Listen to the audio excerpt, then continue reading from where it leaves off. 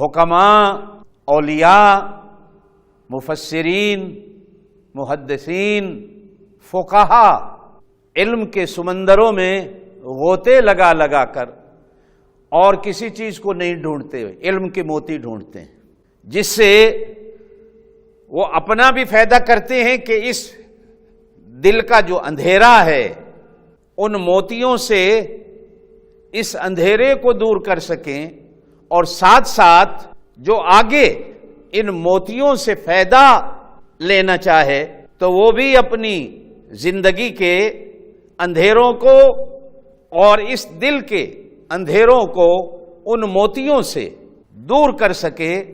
اور یہ وہ موتی ہوتے ہیں جو بے قیمت، ان کی قیمت کوئی ادا نہیں کر سکتا، انمول ہوتے ہیں۔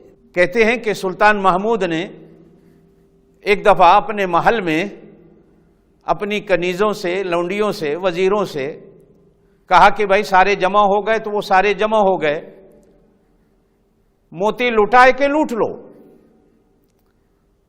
ہر کوئی جس طرح شادی بیاہوں پہ لوگ پیسے پھینکتے ہیں تو پیسوں کو ڈھونڈنے والے، لوٹنے والے، تلاش کرنے والے ایک دوسرے کے اوپر گرتے ہیں، ٹانگیں ٹوٹتی ہیں، بازو ٹوٹتا ہے، دنیا کا لالچ ہوتا ہے۔ ہر ایک ٹوٹ پڑا تو ان کی ایک لونڈیا کنیز تھی، کالی کلوٹی، جو سلطان محمود کے کندھوں پہ ہاتھ رکھ کے پیچھے کھڑی ہوئی تھی۔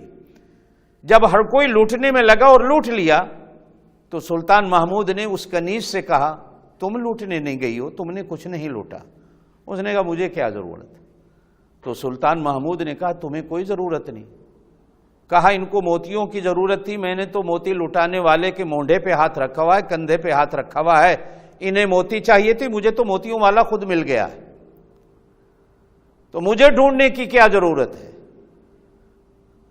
میری بہنوں، میرے بھائیوں، یہ اللہ کی محبت کا موتی، یہ اس ماہ مبارک میں ہمیں ڈھونڈتا ڈھونڈتا خود ہمارے دروازے پہ آ گیا۔ عجیب اللہ کا ہی نام ہے۔ دیکھیے ہمیں چل کے نہیں جانا پڑا کہ رمضان المبارک کہاں ہے۔